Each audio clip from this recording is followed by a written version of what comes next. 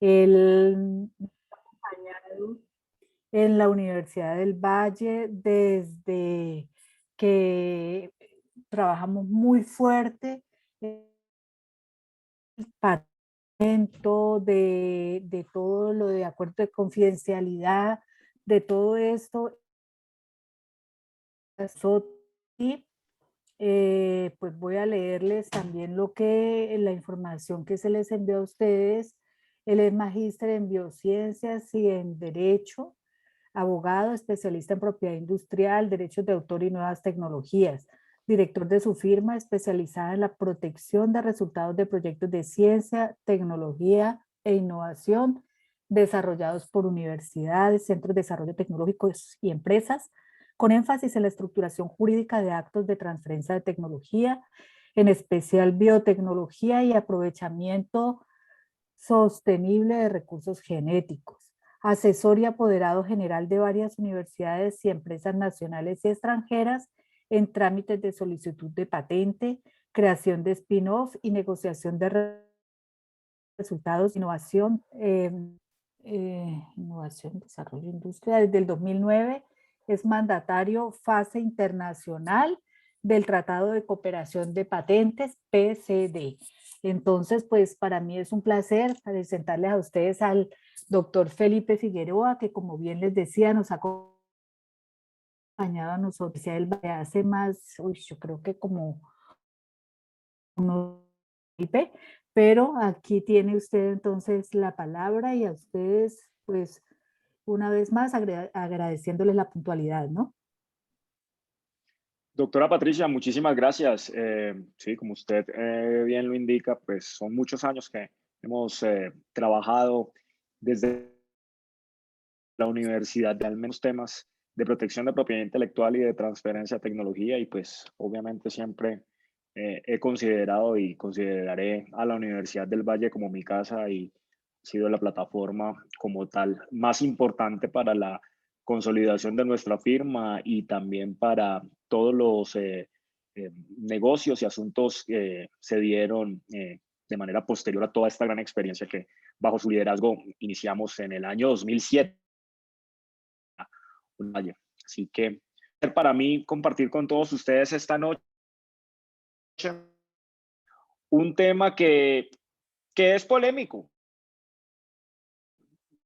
Mencionaré que cuando abordamos la temática de los derechos de propiedad intelectual, pues estamos hablando de unos derechos muy complejos y son complejos porque este no es per se relacionada con derechos de propiedad intelectual, tiene un impacto no solamente legal, sino también político, económico y social. Y esto lo da la misma exclusividad, ese privilegio de explotación económica cuando una empresa o una persona obtiene cualquier derecho de propiedad intelectual. Como ustedes bien saben, los monopolios están regulados en la ley. Tenemos una libertad de mercado. Hay, digamos, una libre competencia empresarial. Existe algún monopolio, ese monopolio obviamente da algún fundamento legal. Y si bien es discutible si en propiedad intelectual podemos hablar de monopolios, pues cuando alguien es el titular legítimo de un derecho de propiedad intelectual, de una u otra forma tiene una exclusividad, digamos que son derechos que afectan con esa libertad, pero también son derechos que en principio de conocimiento privilegian la inversión en investigación y desarrollo, privilegian todo el desarrollo tecnológico e innovación. Y si estamos en, pues son los derechos de propiedad intelectual las reglas de juego de esa innovación. Así que de entrada les digo que es muy posible que a ustedes no les agraden estos derechos. Yo, pues, ok, me he ganado la vida, eh, me he lucrado del sistema intelectual, pero soy consciente que todas las posturas son bienvenidas y máxime cuando estamos generando conocimiento. Y los derechos de propiedad intelectual pueden ser muy odiosos. Yo no me caso con la postura de amamos los derechos de propiedad intelectual, los derechos de propiedad máximo, viva el día de la propiedad intelectual a nivel mundial. Muy chévere, muy importante, pero ojo, miremos todas las aristas. ¿Y por qué se los digo? Ustedes dirán, bueno, pero ¿y este es abogado de patentes? ¿Por qué sale con este cuento? Porque más importante que el derecho de propiedad intelectual es la estrategia de propiedad intelectual. Y eso es lo que yo quiero que, como consecuencia de esta conferencia, ustedes puedan tener un tipo de herramienta que les permita identificar, estructurar, evaluar, tanto en sus vidas personales, profesionales, como en las estrategias de protección de derechos de propiedad intelectual. Porque este es un tema transversal. Cuando les decía que pueden ser unos derechos muy odiosos, eh, no estoy exagerando. Y si son odiosos es porque están en nuestra cotidianidad, así no nos demos cuenta. Hay muchas decisiones que tomamos bastante relevantes en nuestras familias o personales en especial, con los cuidados, una u otra enfermedad por criterios de derechos de propiedad intelectual. Y cuando tenemos una en la cual estamos generando un nuevo conocimiento, estamos generando un nuevo resultado, bien sea tecnológico, comercial, artístico, pues necesitamos tener una estrategia de pal. Y si por un lado lo que queremos hacer es, ok, no quiero meterme en problemas con nadie, la iniciativa personal, privada, empresarial que voy a desarrollar, ¿será que lo puedo hacer o no lo puedo hacer? ¿Será que es libre de ejecutar? Pues ok, ahí también hay una decisión permeada por derechos de propiedad intelectual. La pandemia no ha sido ajena, obviamente, al tema de derechos de propiedad intelectual. Todo lo que se de esos criterios de protección y de las herramientas de protección de derechos de propiedad intelectual. Como bien hablando de propiedad intelectual, pues estamos hablando de trámites administrativos para la obtención de los correspondientes derechos, pero también relaciones contractuales, negocios, acuerdos de confidencialidad. Y pues la pandemia, como ustedes bien saben, ha permeado todos los sectores de la economía. eh, Obviamente ha generado un impacto en ciencia, tecnología e innovación, un impacto en salud, un impacto político y un impacto económico. Y es muy posible que después de atravesar lo que hemos conocido del COVID-19 y todo este estado de emergencia a nivel mundial que se generó, pues podamos o estemos en camino a tener un nuevo orden de derechos de propiedad intelectual. La discusión frente a la propiedad intelectual en este momento es álgida y considero pertinente que de una u otra forma ustedes en esta charla puedan tener alguna aproximación a qué se está viviendo a nivel mundial frente a un tema específico de propiedad intelectual que de pronto allí se resume y ahí se reúne la mayoría de criterios en relación con este tema.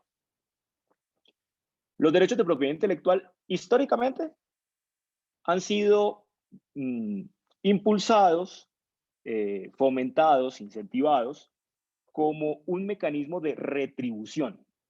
Es decir, cuando yo invento o cuando yo creo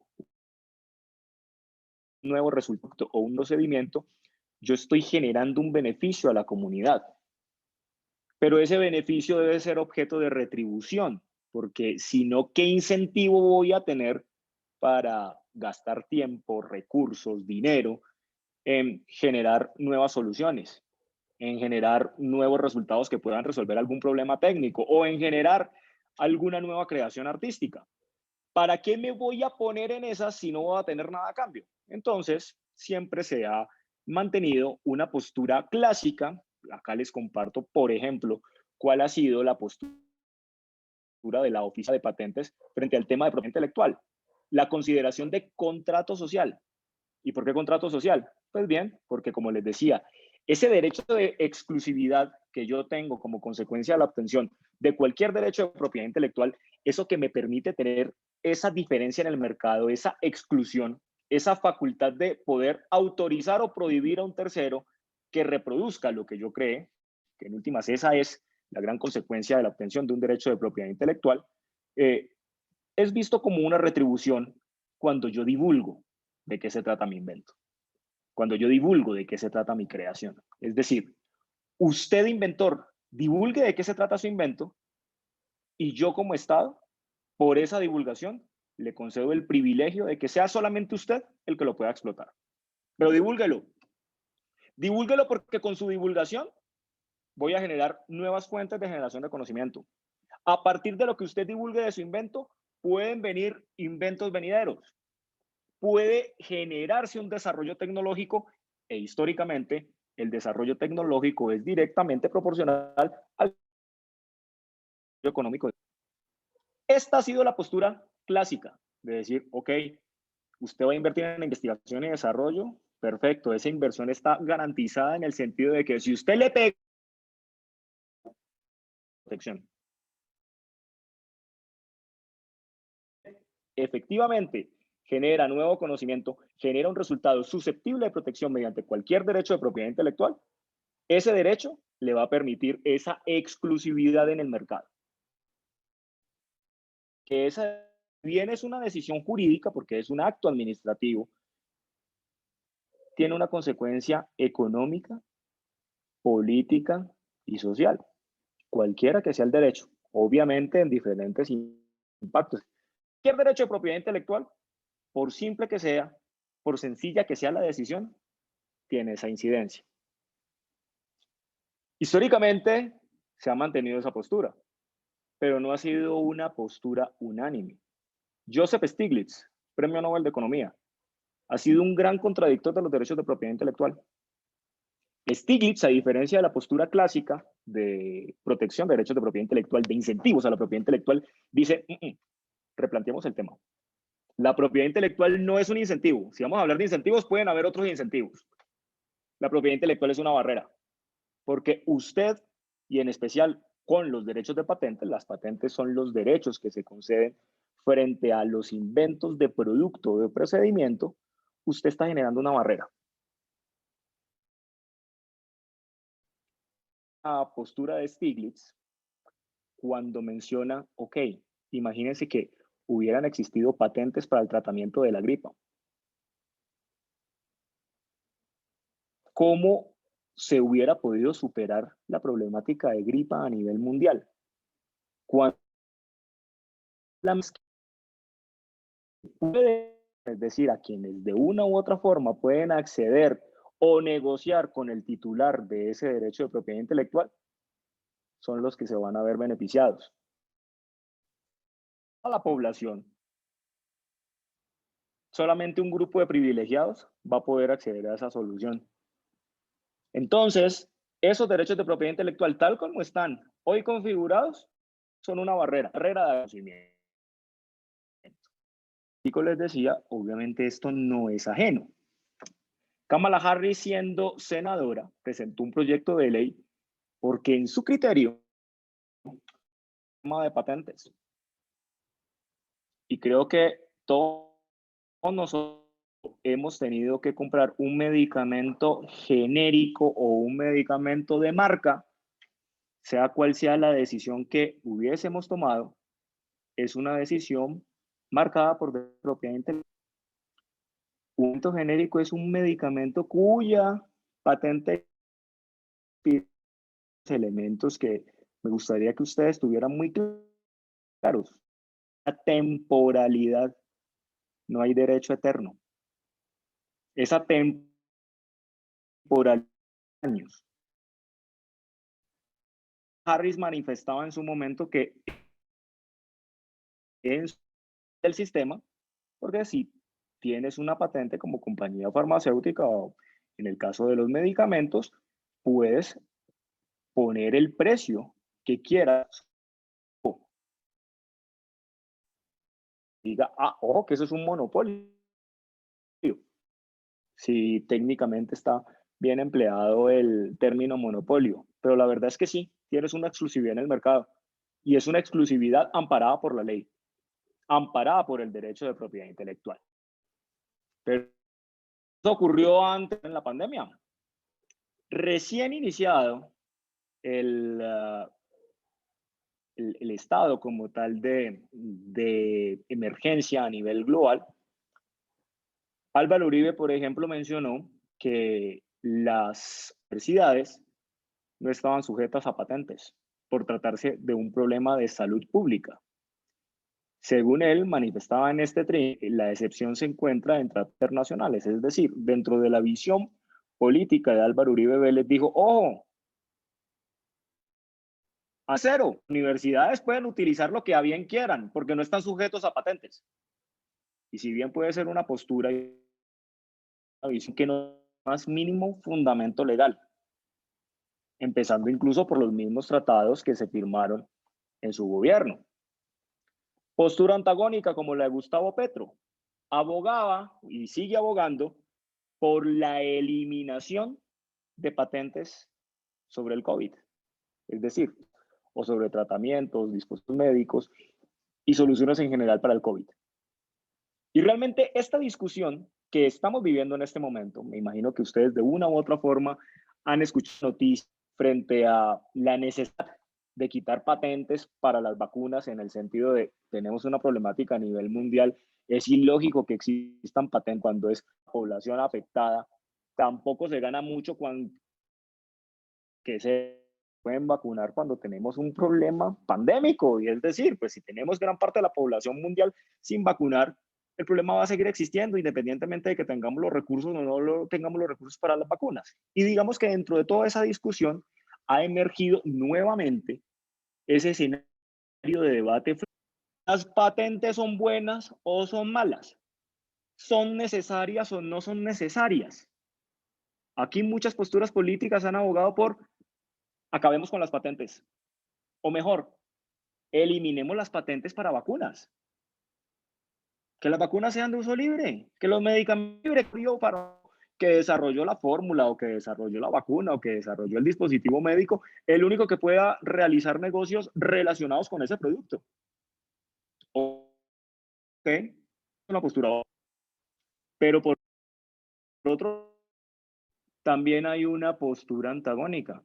Y es decir, sí, ¿será que las patentes realmente son el problema? ¿Será que nos olvidamos de los derechos de propiedad?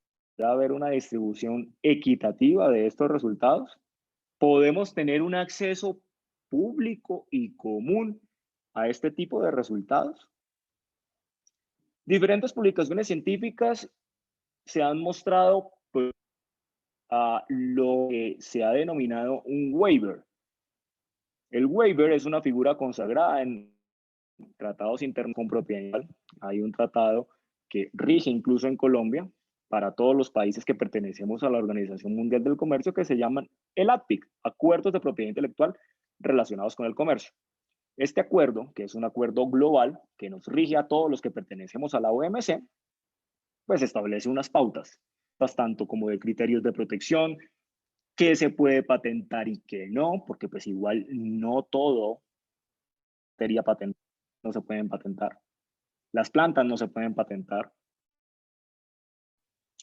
Dejo entre comillas y con un asterisco grande, no se puede patentar. Tienen una temporalidad, que los tratados del siglo XIX, frente a que las patentes deben tener una temporalidad de 20 años. O sea, 20 años usted como titular de la patente tiene tiempo en principio de sobra para recuperar todo lo que invirtió en desarrollo y para que de forma se lucre gracias a su creación. Ok. Intelectual relacionado con el comercio también tiene unos elementos de emergencia de salud pública, pues los estados están en libertad de establecer algún mecanismo que permita sopesar la situación. Pueden suspender los derechos de patente. Y eso es lo que este momento en la Organización Mundial del que se ha venido trabajando desde hace varios meses en lo aplicar este artículo del Tratado ADPIC, es decir, el waiver, suspender, no desconocer, suspender los derechos de patente sobre medicamentos y todos los resultados, productos y procedimientos relacionados con el COVID. ¿Quién promovió esto? India y Pakistán, países que tienen cierta capacidad u otra forma replicar ese tipo de resultados. Que ahí viene otra discusión. Ok, ¿será que si quitamos las patentes,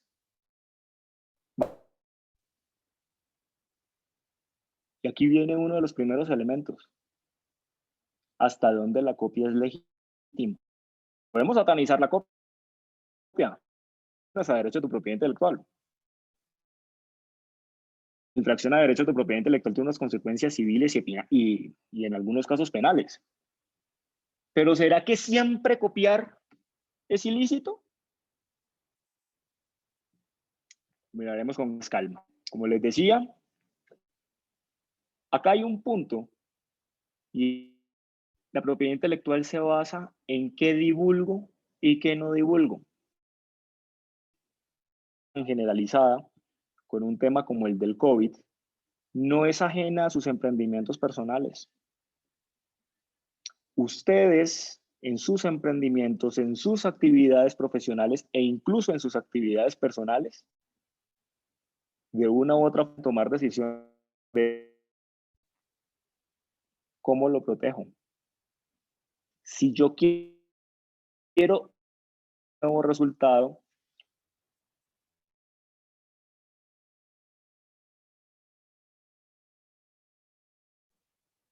la gran problemática relacionada con propiedad intelectual es, ok, los derechos de propiedad intelectual y de esa manera puedo tener el derecho, pero no necesariamente es la única y no necesariamente. Entonces aquí vuelvo a insistir en algo. Más importante que el derecho de propiedad intelectual es la estrategia de propiedad intelectual.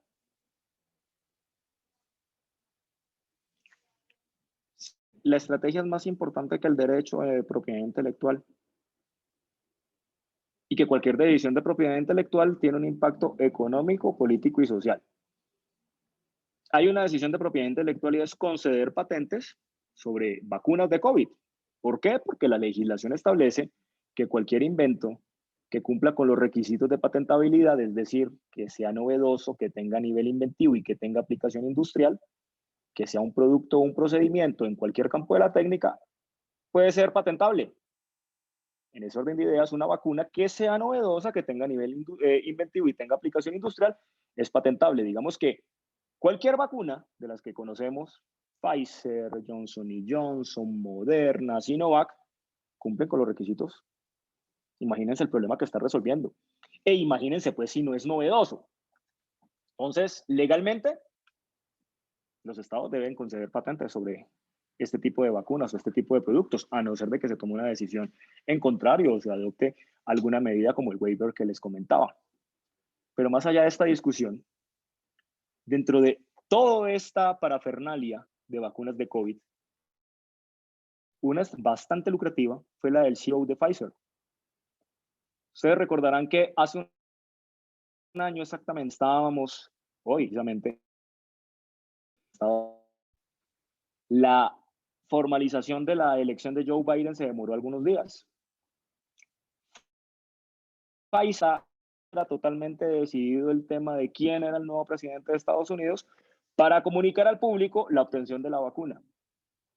Esa estrategia benefició al CEO que ganó el día que posterior a la formalización de la elección de Joe Biden y en el cual se comunicó de la obtención de la vacuna, la bobada de 5.6 millones de dólares en bolsa de valores. CEO de Pfizer. Entonces, miren, de propiedad intelectual tiene ese tipo de connotaciones. Es una consecuencia legal, una consecuencia política. No sabemos si esta noticia la hubieran dado 8 días antes, si de pronto hoy el presidente fuera Donald Trump porque hubiera capitalizado la obtención de la vacuna dentro de su gobierno en un tiempo récord. Bueno, estamos especulando, no lo sabemos. Igual la estrategia fue, esperemos, y no comuniquemos sino hasta que esté decidido quién sea el presidente. Definida acción política, ataquemos la situación económica. Y esto generó una gran ganancia, no solamente para el titular de la vacuna, es decir, Pfizer, sino para su CEO, que supo cómo mover legal, obtuvo este beneficio en bolsa de valores. Entonces, los derechos de propiedad intelectual son derechos comunes a todos. Lastimosamente en Colombia, durante muchísimos años se pensó que es un tema alejado es un tema para científicos, para universidades, para centros de investigación. En Colombia no se patenta, entonces pues digamos que somos un país en desarrollo donde no tenemos ese tipo de inconvenientes. Y creo que ese ha sido el principal inconveniente frente a esta. Insisto, es un tema transversal, no es un tema solo jurídico. Miren todos los impactos que puede tener en diferentes áreas. Les decía que es muy común oír que en Colombia no se patenta. Pues bueno, miremos cómo estamos en materia de solicitudes de patente. Si ustedes ven este cuadro, el color naranja corresponde a solicitudes de patente presentadas por no residentes en Colombia. Mientras que el color verde oscuro corresponde a las solicitudes presentadas.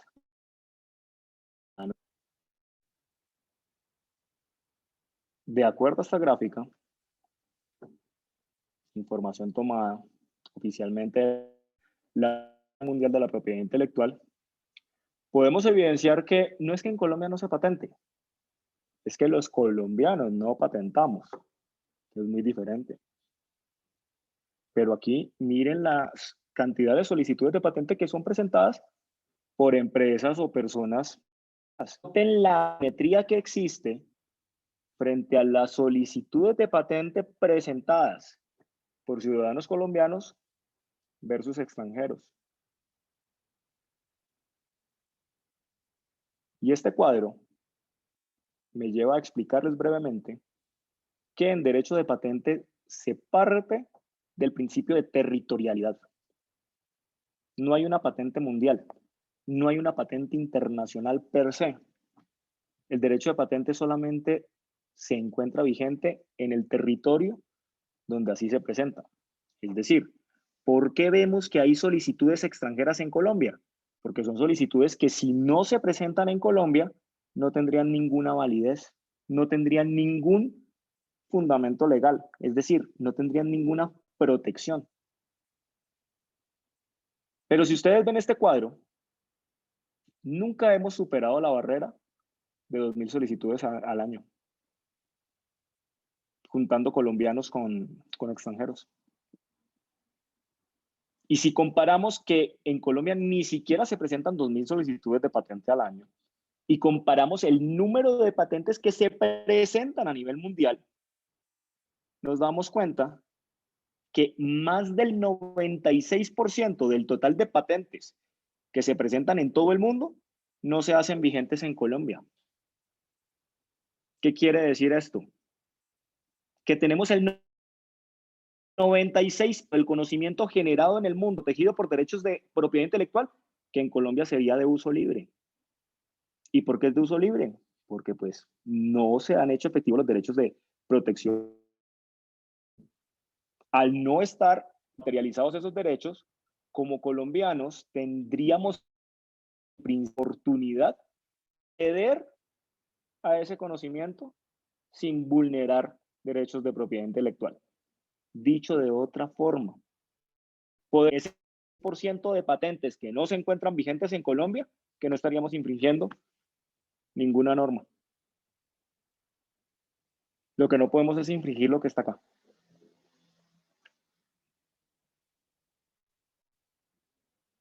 Hasta el momento, no sé si tengan alguna inquietud o comentario. Sí, abogado, buenas noches. Habla con Johan Mera. En ese caso, digamos que uno acceda a ese 96%, ¿tendría uno que aquí en Colombia como empresa nacional registrar maquila de ese desarrollo? Utilizando tus palabras puedes hacer maquila que no estás De ese, infringiendo derecho de propiedad intelectual alguno. Que tú obtengas una patente necesitas demostrar que tu invento es novedoso. Si tú intentas patentar un país, acá se te cae por falta de novedad. No es novedoso. O sea, no te lo creaste, lo copiaste legalmente, pero no puedes tener la exclusividad para explotarlo. O sea que en el caso reciente de Evacol versus Crocs, Crocs de la patente. Ese es un caso bien interesante. De hecho, se los iba a compartir un poco más la intriga. Les cuento algo. Ese caso se gana igual por estrategia de propiedad intelectual. De entrada les digo, Crocs no tenía patente. El Crocs no era una patente.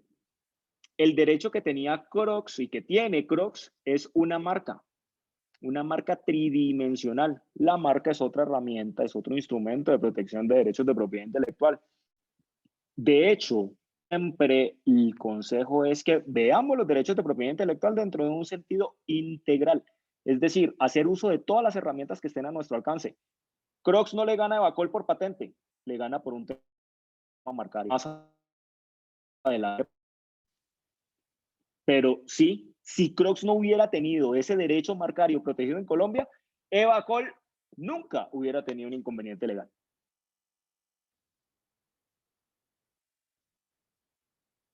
Listo, abogado, muchas gracias. Bien, no sé si haya otra inquietud o seguimos. Y no alcanzo a ver el chat, así colaborar. Si de pronto hay algún comentario o alguna pregunta en el chat, se los agradecería. Bien, hay un tema importantísimo y es, ok, estamos hablando de creaciones, de propiedad intelectual, pero ¿a quién le pertenecen como tal las creaciones que se generan en mi empresa? ¿Qué derechos tengo yo como empleador versus al derecho que tiene mi empleado o al derecho que tiene un contratista al que contraté para que me desarrollara un software o para que generara un producto lo que estoy intentando posicionar en el mercado? Pues bien, esa inquietud es bien importante que todos ustedes la tengan resuelta y que la tengan muy en cuenta, bien sea que sean empleadores o que sean empleados, que sean contratantes o que sean contratistas.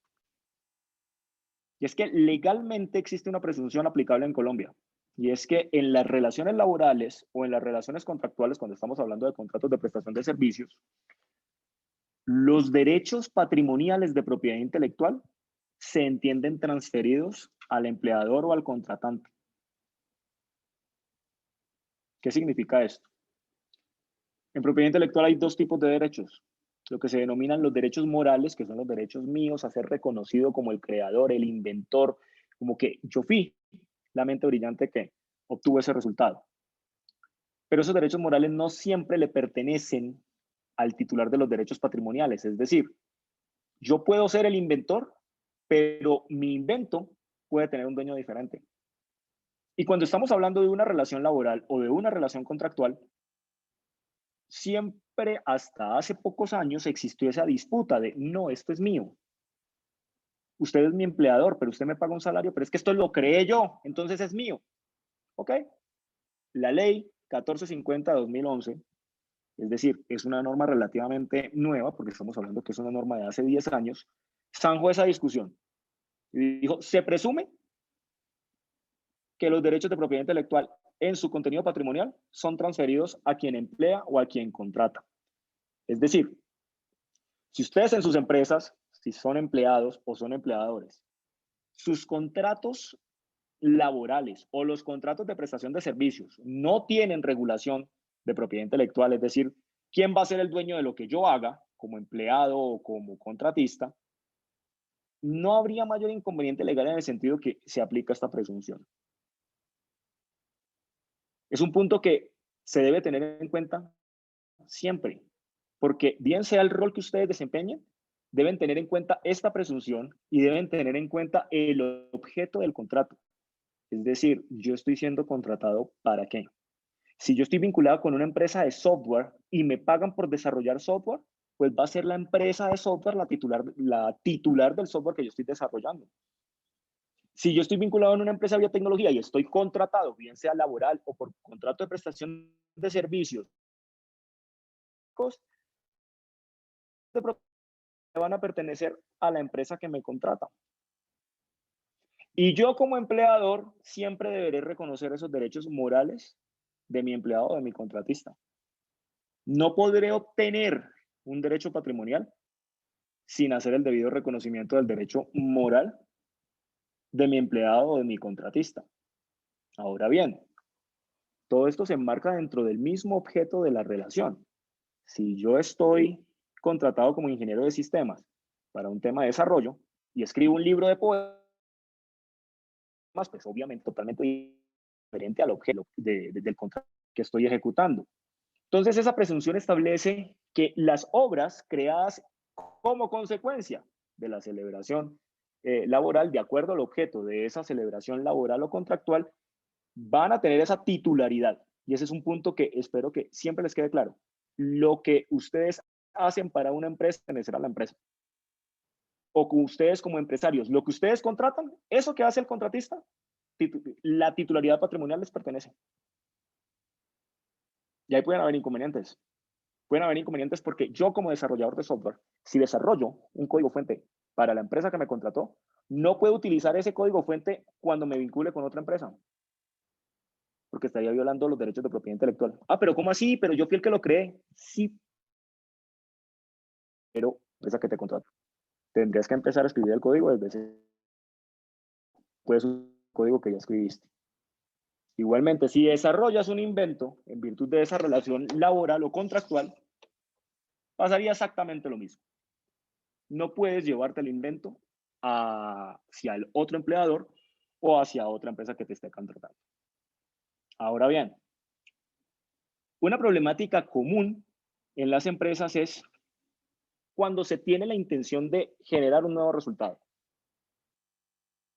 Cuando se tiene la intención de invertir en investigación y desarrollo para generar un producto de alto impacto en el mercado, pero no tenemos la certeza de si efectivamente ese producto tiene esas condiciones o por otro puedo hacer. ¿Qué tal que alguien tiene problemas? Y eso es muy común. Eso es operación. Si ustedes en sus iniciativas empresariales, laborales, van a apostarle a un tema de investigación y desarrollo, el mejor consejo que yo les puedo dar es antes análisis ese resultado. Vigilancia tecnológica, inteligencia competitiva, como quieran llamarlo. Pero primero, ese análisis. Segundo, les va a evitar pérdida de dinero. ¿Para qué van a duplicar esfuerzos? Es decir, si esa intención de obtener un resultado específico ya fue obtenida por un tercero, ¿para qué se van a meter en eso? O por otro lado, puede que eso exista, pero el mercado es tan bueno que usted, ok, un verdadero análisis. Y dentro de ese análisis, tener las capacidades de realizar una búsqueda de derechos de propiedad intelectual, lo que yo voy a comprar, lo que yo voy a creer, yo le voy a apostar, ¿tiene algún tipo de protección? Puedo hacer otro lado. Les dije, el 96% de los inventos que, obviamente que hay inventos buenos, malos, regulares, hay de todo. Pero ustedes también pueden hacer ese ejercicio y decir, ok, si yo estoy trabajando en una empresa de unos circuitos bastante particulares que existen en el estado de la técnica, yo apropiarme lícitamente. Débiles que ha tenido el Estado colombiano y que se ve reflejado en los compras de propiedad intelectual, que si bien apostamos por la protección, lo cual pues obviamente es bueno, insisto, de eso me lucro, pero también deberíamos apostar por qué podemos copiar sin vulnerar derechos. ¿Hasta dónde la copia es lícita? ¿A permitir innovar? De copiar a innovar solamente hay un paso. Pero ojo, hay que saber copiar.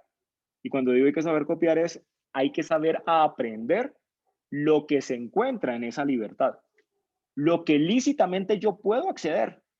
Porque también, así como el paso es solamente uno, el paso para infringir el derecho de propiedad intelectual es también solamente uno, con las consecuencias civiles y penales que eso puede contraer. Entonces, si dentro de sus iniciativas empresariales cuesta esa visión o esa intención, pretensión de lograr un nuevo resultado, de invertir en ese nuevo resultado, lo primero que hay que hacer es un análisis. ¿Eso ya existe? ¿Lo puedo? ¿Tiene algún tipo de protección que me genere una barrera para llegar al mercado? Eso es clave. Ahora bien, la pregunta es, sí, muy bien, muy buena idea, ¿cómo se hace? Ok. En materia de patentes, les he dicho que no hay nada secreto si estamos hablando de patentes, porque para que la patente exista, es obligación que exista una divulgación, que exista una publicación, que el inventor diga de qué se trata. Y como estamos hablando de publicaciones, todas esas publicaciones de patentes se encuentran reunidas en diferentes bases de datos. La buena noticia es que esas bases de datos son gratuitas, son de uso público. Acá les comparto una de las principales bases de datos, existen más bases de datos, pero ustedes pueden iniciar un ejercicio en el sentido de, ok, yo quiero desarrollar un dispositivo de descontaminación, o mejor, de tratamiento de aguas residuales industriales. Ok, ¿qué tecnologías hay para tratar aguas residuales industriales? Si quiero aplicar ozonización catalítica, por ejemplo, ¿qué existe en ozonización catalítica en materia de patentes? Y estos buscadores permiten, a través de ecuaciones que son muy sencillas de manejar, es decir, combinación de palabras claves, si por ejemplo están hablando de tratamiento de aguas residuales, pues es obviamente que debemos utilizar palabras relacionadas con el tratamiento de aguas y con el método que o el que estamos interesados. En el caso que les pongo ozonización catalítica, entonces agua residual, tratamiento, ozonización catalítica, es un juego de palabras muy sencillo que en cualquiera de los buscadores de estas bases de datos internacionales les puede a ustedes arrojar con cierto criterio de exactitud qué resultados existen en materia de patentes y de entrada evidenciar si existen o no existen patentes en Colombia relacionadas con este tipo de tecnologías. Puede ser un ejercicio complejo, de acuerdo a la... pero efectos de un análisis previo, cualquiera de estas bases de datos, Spacenet, Latipat, PatentScope, USPTO, que es la base de datos de la Oficina de Patentes Norteamericana, es perfectamente válido como ejercicio en el sentido de tener un conocimiento frente al estado de la técnica. ¿Qué hay en el estado de la técnica en relación con la materia que yo quiero proteger o con la materia sobre la cual yo quiero investigar? Uno de los buscadores más famosos, por ejemplo, es Google Patents. Si ustedes dicen, no quiero entrar a ninguna de estas bases de datos, insisto, son bases de datos gratuitas, pueden utilizarlas desde cualquier dispositivo. Google Patents, si se sienten ustedes más cómodos, igual de la misma forma como ustedes realizan una búsqueda en Google, pueden realizar esta búsqueda en la plataforma de Google Patents con las palabras que ustedes consideren requieren hacer la búsqueda o sobre las cuales ustedes quieren profundizar. Entonces, es un ejercicio altamente recomendado, insisto, por un lado, para que tengan un conocimiento previo de qué existe en el estado de la técnica. Segundo, si con ese conocimiento vale la pena hacer la inversión que pretenden realizar para obtener ese resultado. Y tercero, tener algún criterio, algún acercamiento de si efectivamente pueden hacer lo que quieren hacer o se podrían meter en un problema. Y se puede meter porque cada una que de una u otra forma afecte esa pretensión que ustedes tienen. Hasta ahí, ¿alguna duda, comentario, inquietud? Sería bienvenida.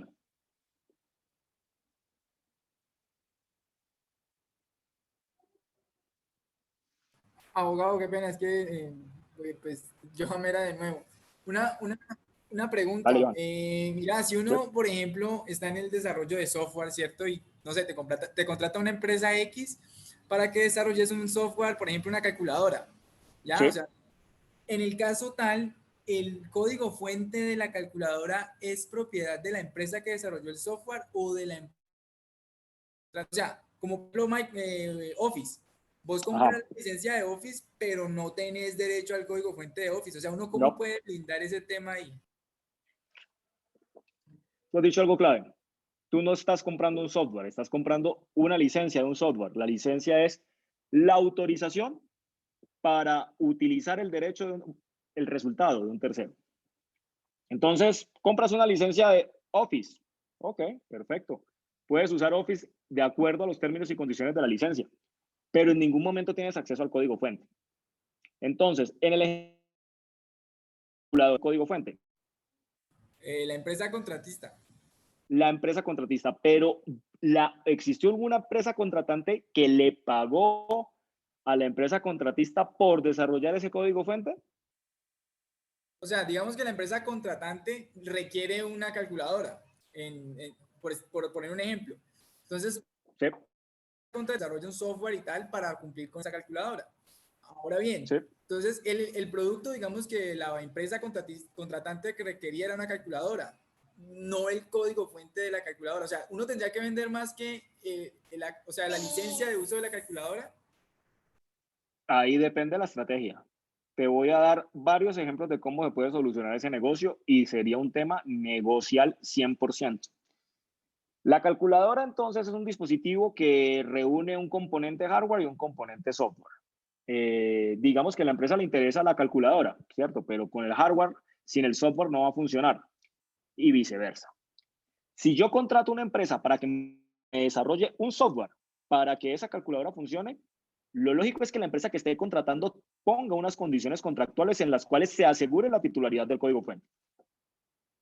Porque estás pagando para crear un nuevo resultado, lo que se llama obra por encargo. Te digo, ven Johan, te voy a pagar X cantidad de dinero, a cambio necesito que tú me desarrolles un software con estas y estas y estas características. Yo no soy desarrollador de software, no tengo la menor idea de cómo desarrollarlo, solamente sé que necesito un software con estas características y yo sí, te pago, decime cuánto me vale, pero el software va a ser mío.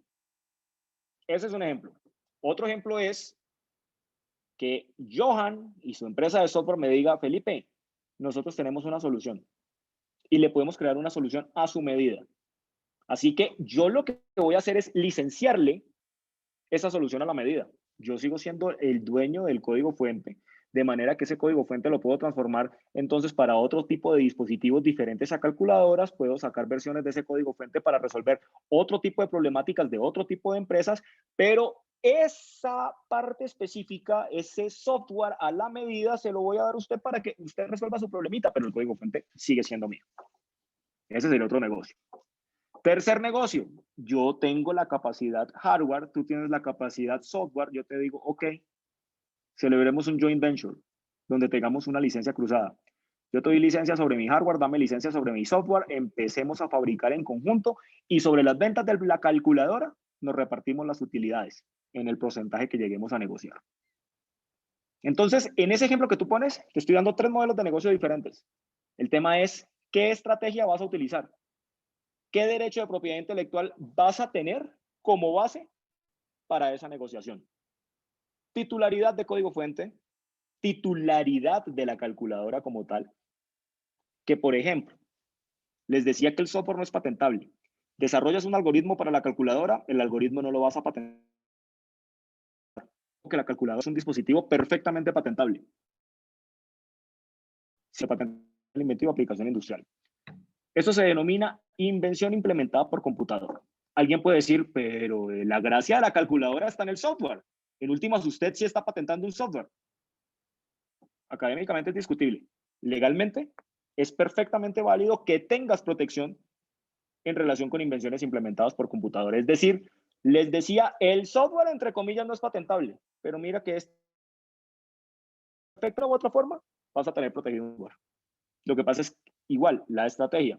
Si tú te pegas del algoritmo, no hay forma de que lo patentes. Ah, el algoritmo en un sistema integrado con un componente hardware y con una aplicación real, no solamente perfectamente es patentable. Y de hecho hay muchas invenciones implementadas por computador patentadas en Colombia. De hecho, muchas invenciones desarrolladas por universidades y por empresas en el Valle del Cauca son invenciones implementadas por computador sobre las cuales hemos obtenido derechos de patente. ¿Claro, Johan? ¿O tienes alguna otra inquietud? Sí, sí, Felipe, muchas gracias. Sí, claro. No, lo que pasa es que, digamos que sí, ahí tiene uno que sentarse como a negociar con el cliente Sí, y ver pues los pros y los contras, digamos, porque pues lógicamente no es del mismo costo licenciar uno un software que, pues, no, que le paguen a uno desde cero. O sea, de no acuerdo, es del mismo costo. de acuerdo, pero entonces ahí es estrategia, porque igual si el negocio para la venta del software de entrada es bueno, pues listo, ¿qué? Con el código fuente, haga lo que quiera. Yo ya me lucré como desarrollador, pero no, venga, lo que usted me está ofreciendo no da para que usted se quede con la propiedad del código fuente, miremos otro modelo de negocio, ok. Pero ojo, de los negocios que te mencioné están basados en el derecho de propiedad intelectual sobre el algoritmo. Listo, Felipe, gracias. Vale. Otra pregunta, Felipe. Buenas Sí. noches. Buenas noches. Ahora que hablabas del proceso de búsqueda en todas las bases internacionales, dijiste que pues, no tenía un 100% de certeza o de seguridad. Y había un porcentaje donde posiblemente pues, no se hubiese encontrado algo similar. Si yo contrato una empresa para que me haga este proceso y por alguna razón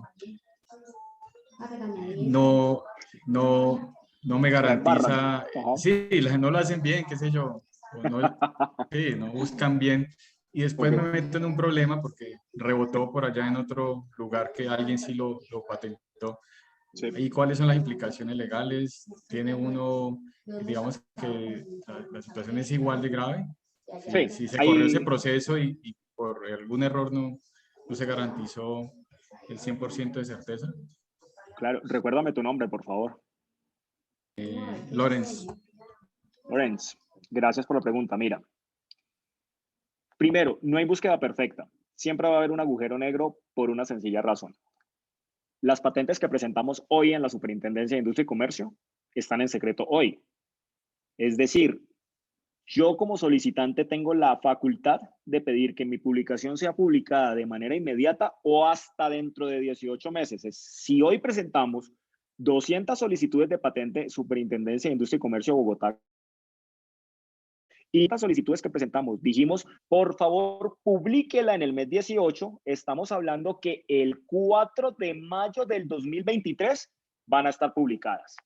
Entonces, si tú realizas la búsqueda el 24 de diciembre de este año, no vas a encontrar las solicitudes de patente que hoy presentamos, porque es imposible. Hay una confidencialidad en los trámites de patente hasta el momento de la publicación. Yo tengo esa facultad en el sentido que si al quinto mes me arrepiento, digo, ay, no, venga, retiro la patente, la voy a mejorar y no ha pasado nada, no pierdo la novedad.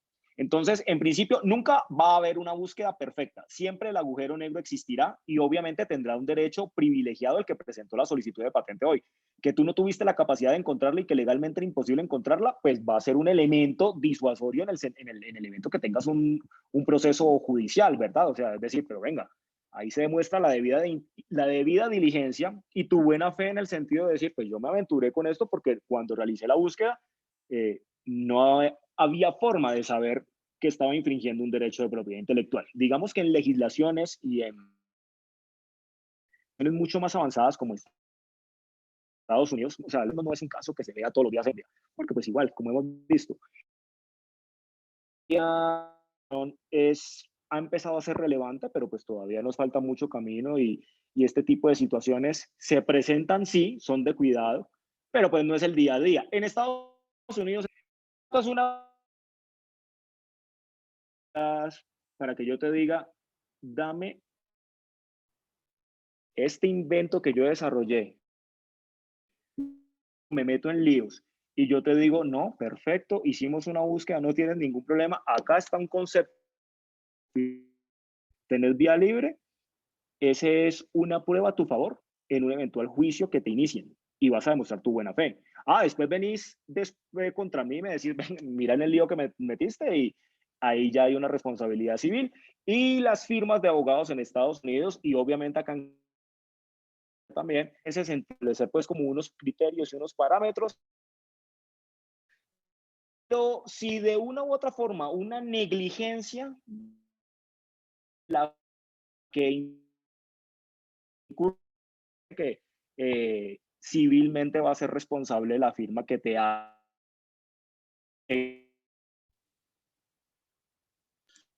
Está muy claro.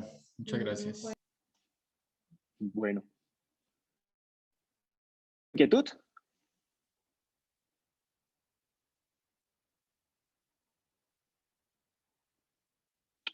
Bien.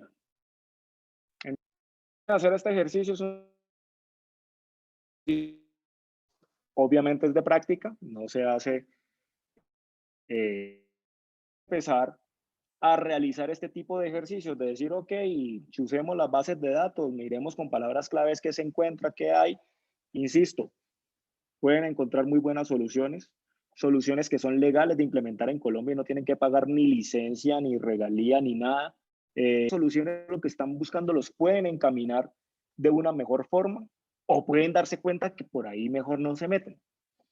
Entonces, este ejercicio sería ideal que se realizara antes de iniciar cualquier tipo de emprendimiento o cualquier tipo de proyecto de investigación o cualquier iniciativa de ciencia, tecnología e innovación. No base de datos nacional, la Superintendencia de Industria y Comercio. La Superintendencia de Industria y Comercio tiene que es la Delegatura de Propiedad Industrial. Ante la Delegatura de Propiedad Industrial es donde realizamos los trámites de marcas, patentes, diseños industriales y demás elementos protegidos por derechos de propiedad industrial. El link y una toma como tal de esta plataforma, la plataforma se llama SIPI, Sistema de Propiedad Industrial. El link es sencillo, es sipi.sic.gov.co, como pueden apreciar en la diapositiva. Y ustedes, si entran, encontrarán con esto, con esta interfaz. Pueden crear una cuenta de usuario. Crear una cuenta de usuario en la Superintendencia de Industria es gratuita. Dando esa cuenta de usuario, ustedes mismos pueden tramitar diferentes procesos de protección, bien sea marcarios, de patentes, de diseños industriales y de todos los casos que conoce esta delegatura. También pueden realizar búsquedas en la base de datos de la Superintendencia de Industria y Comercio. Ustedes ven acá las diferentes bases hablando. Podemos buscar o solicitar signos distintivos que son las marcas, buscar con derechos de propiedad industrial. Esta es una base de datos gratuita y es un sistema gratuito. El Estado cobra unas tasas cuando ustedes van a iniciar un proceso de registro, es decir, si quieren registrar una marca, deben pagar una tasa al Estado. Si quieren presentar una solicitud de patente, deben pagar unas tasas al Estado, independientemente de los honorarios que lleguen a pactar en caso de que tengan algún tipo de asesoría legal. Entonces, este es otro de los ejercicios recomendados. Si ustedes tienen un emprendimiento en sus empresas, quieren tener más o menos una noción de si su marca se encuentra registrada, si hay algún desarrollo tecnológico que ustedes estén apostándole y quieren saber cuál es el estado del arte de ese desarrollo tecnológico, pues bueno, tienen la alternativa de hacer, así como en esas bases de datos internacionales gratuitas que les expuse, la búsqueda nacional, con la ventaja de que la búsqueda nacional es efectivamente lo que les va a permitir evidenciar si están violando un derecho de propiedad intelectual a un tercero o no. No sé si dudas hasta ahí, si tengan alguna inquietud frente a este sistema de la Superintendencia de Industria y Comercio. Felipe, yo sí tengo una pregunta. Doctora Patricia. Gracias. En este momento, el registro de la marca no es tan costoso, ¿cierto? Porque yo me acuerdo que cuando nosotros hicimos los registros, que usted nos apoyó con los registros de Universidad del Valle, Univalle, todo esto, no era tan costoso. En este momento, porque registrar la marca también es importante, ¿no? Porque muchas Total. veces uno va colocando va posicionando su marca y que después ya pierde esa marca porque alguien se adelantó y la registró primero, entonces complicado, ¿no? De acuerdo. Las marcas son los nombres o la identificación que tiene el empresario en el mercado de sus productos o de sus servicios. Entonces, una marca puede tener una relevancia comercial incluso mayor que el de una patente. Les pongo el caso de Viagra. Pfizer no obtuvo patente sobre la molécula de sildenafil porque se consideró que sildenafil constituía una molécula farmacéutica de segundo uso. Es decir, ¿podemos patentar compuestos farmacéuticos? Sí, si son novedosos y tienen nivel inventivo. ¿Qué ocurrió con sildenafil? Que en su momento tuvo patente, venció la patente y después de estar vencida la patente se descubrió que esa patente servía para otra cosa. O sea, que esa molécula para lo que fue patentado no solamente servía, sino para también tratar casos de disfunción eréctil. Entonces, eso se llama una patente de segundo uso. En Colombia, las patentes de segundo uso están prohibidas en la ley. Pfizer perdió el caso, nunca obtuvo patente en Colombia para Viagra, pero tiene protegida la marca Viagra. Y la marca, a diferencia de la patente, puede renovarse cuantas veces el solicitante o el titular lo estime conveniente. Las marcas se conceden por 10 años, pero a los 10 años se pueden renovar y renovar y renovar y renovar y la marca puede ser eterna. La marca Coca-Cola se ha renovado en todo el mundo de acuerdo a las legislaciones aplicables, tantas veces ha sido necesario. Y ocurre este elemento que mencionaba la doctora Patricia, que es bien interesante. Una marca puede tener una recordación y un posicionamiento en el mercado que puede ser incluso mayor que el de una patente. Ojo, la patente protege el producto o el procedimiento que te inventaste. Nadie puede tener un producto o un procedimiento similar al tuyo porque violaría tu patente. Entonces, igual ocurre con la marca. No con el producto o servicio que está protegiendo, sino con la similitud de ese signo distintivo que se registró como marca. Ahora, ¿cuánto vale registrar una marca en Colombia? Las tasas de registro son de 950.000 pesos. Pero si ustedes acreditan la condición de MIPYMES, tienen un descuento del 25%. Entonces, estamos hablando que en promedio el registro de una marca en Colombia tiene un costo de 657.000 pesos. Una ventaja, que la marca es conseguida durante 10 años y durante esos 10 años no hay que pagar ninguna tasa de mantenimiento. Si ustedes hacen la cuenta de esos 650.000 pesos de tasas y si tienen una asesoría legal, los honorarios del abogado están invirtiendo en un proceso a 10 años, donde 10 años tipo de costo y años se hace tasa de renovación automática de su marca.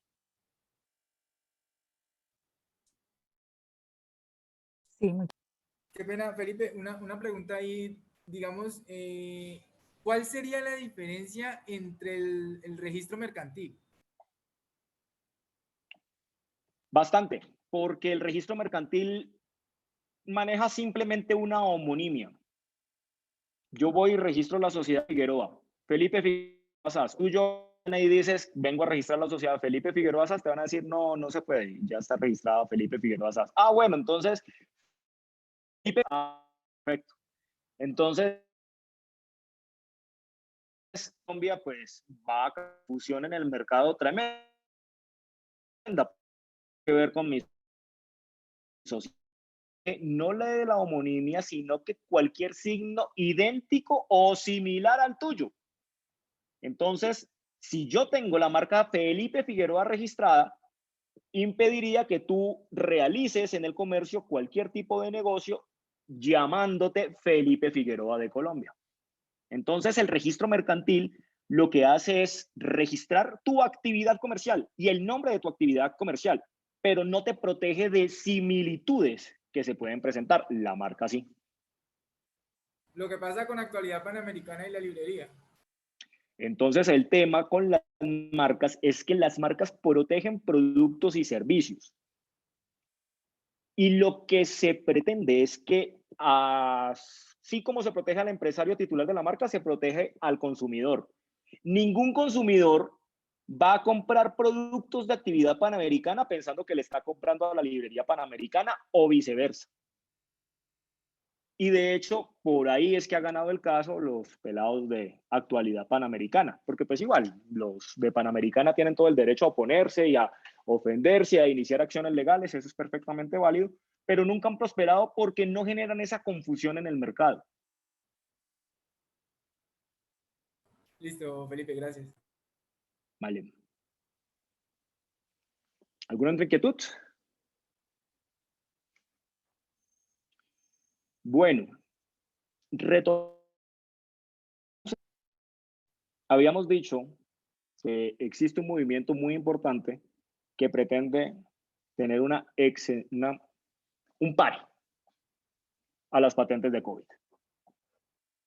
¿En qué se fundamenta el movimiento? Es decir, pues hombre, estamos en una pandemia, nos estamos muriendo, ¿qué cuentos de patentes? Pfizer, no friegue, o sea, permita que todos los laboratorios que puedan reproduzcan su invento, su vacuna, de manera que a mayor cantidad de vacunados posibles, pues muchísimo mejor. No venga a demandar pues a nadie por infracción de patentes. Y eso es lo que se busca, es decir, suspendamos los derechos de patente, o sea, hagamos un stop en este momento y no vamos a demandar a nadie. Cualquier demanda presentada no prosperaría porque estamos en un estado de emergencia económica, así que laboratorios vengan, tengan un poquito de solidaridad y pues ya bastante plata han ganado, compartan su conocimiento. Y cuando digo compartan su conocimiento es donde el tema se vuelve supremamente complicado. Y se vuelve complicado, ¿por qué? Imagínense que efectivamente, bien sea por imposición legal o por iniciativa propia, Pfizer no tenga derechos de patente sobre sus tratamientos, Pfizer o cualquiera de las multinacionales farmacéuticas que han tenido estos desarrollos, mientras dure el estado de emergencia mundial. Entonces, perfecto. Cualquiera puede reproducir la vacuna de Pfizer y no estaría violando ninguna patente. Ok. ¿Será que en Colombia tendríamos esa capacidad? La verdad es que no. Ningún laboratorio colombiano tiene la capacidad de reproducir este tipo de vacunas. ¿Por qué? Pues porque no ha existido investigación y desarrollo ni se ha invertido en este tipo de investigaciones. Al no tener este tipo de investigación, al no tener este tipo de inversión ni pública ni privada, pues no tenemos capacidad. Y es una condición común a la mayoría de países, capacidad. Entonces, los que defienden mantener el sistema de patentes, así como los otros dicen, no, abajo las patentes, prima el bien común, los que defienden el sistema de patentes dicen, venga, es que el problema no son las patentes, el problema es la capacidad. Y entonces, ¿cómo hacemos para que Tecnoquímica se reproduzca la vacuna de Pfizer? No tenés lío, Tecnoquímicas, hacele, nadie te va a demandar. Ninguna demanda prosperaría. Hágale y venda libremente la vacuna. ¿Y cómo le va a hacer? Ah, no, mentiras. Entonces, no solamente son las patentes. Pfizer, venga y comparta su know-how para que Tecnoquímica lo pueda hacer. La patente le da el derecho de exclusividad, pero es que igual leyendo pues la patente, pues como que hay unos elementos que no nos quedan muy claros y hay una tecnología que obviamente no hemos apropiado. Y pues no es un elemento solamente para nosotros como Laboratorio Nacional, sino en todo el mundo. Entonces, la postura va un poco más allá de decir, compartan el conocimiento. Y una cosa es que a ti como laboratorio te digan, su patente no va a tener validez mientras dure el estado de emergencia, ok, pero venga, además de eso, venga y nos cuenta su know-how. ¿Cómo se puede obligar a un laboratorio farmacéutico, a una empresa o a cualquier persona a revelar su conocimiento? ¿Hasta dónde debo revelar y hasta dónde no?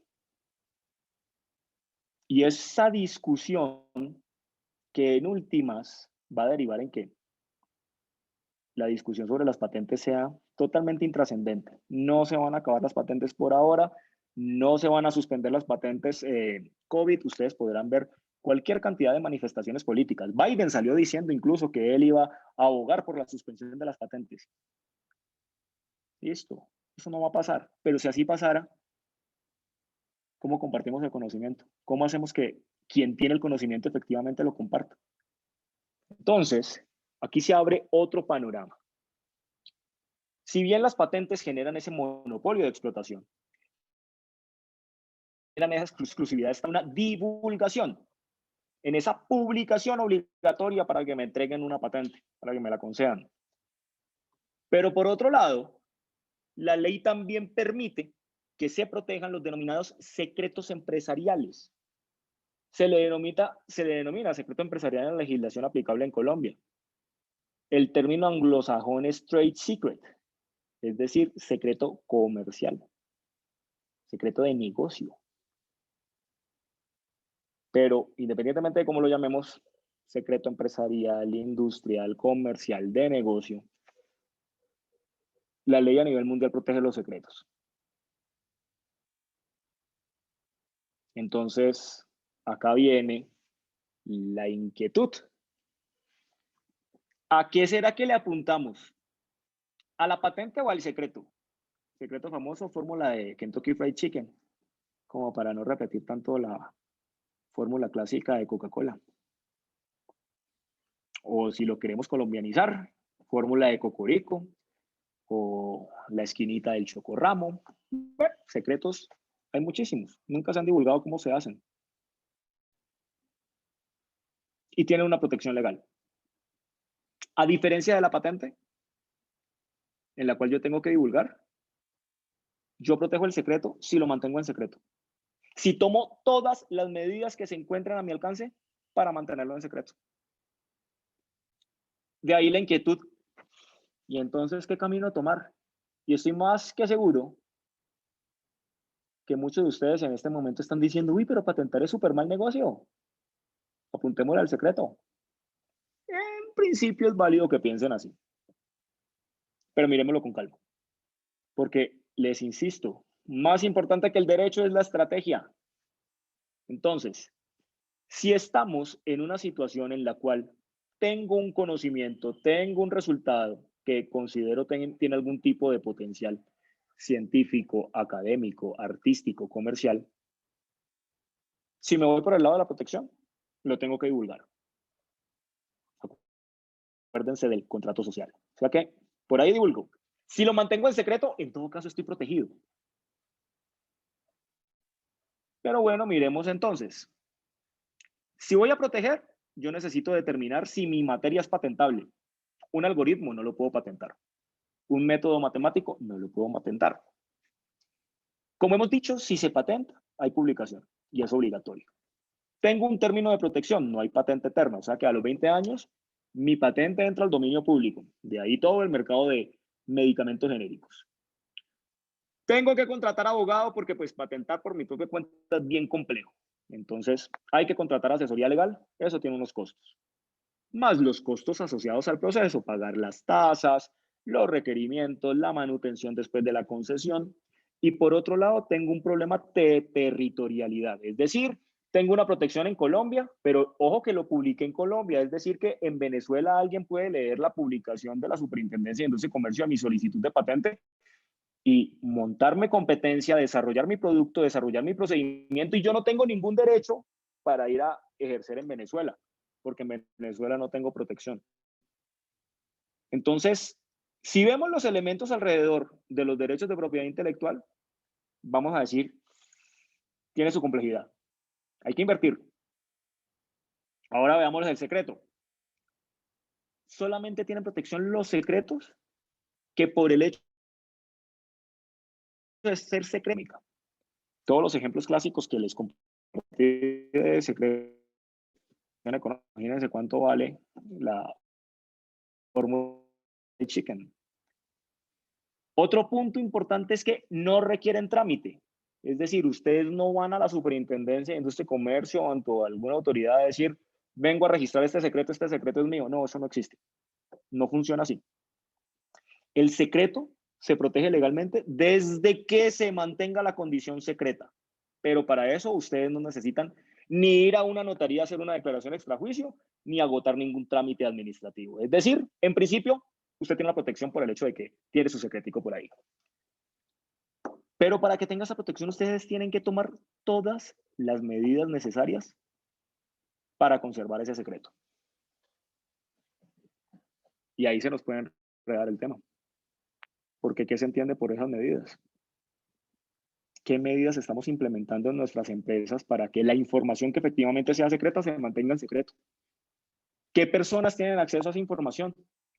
¿Cómo comunican esa información? ¿Tengo algún tipo de fuga? ¿Mi departamento de comunicaciones tiene alguna idea de este tema? Ve el gato lo que me dice. ¿Alguien tiene? Yo estaba sentada en el baño.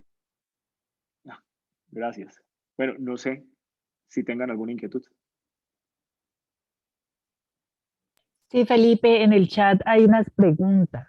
Sí, por favor, que no lo puedo Hay leer. una que Entonces, le agradezco. dice, bajo una figura de maquila, ¿se puede proteger un secreto industrial?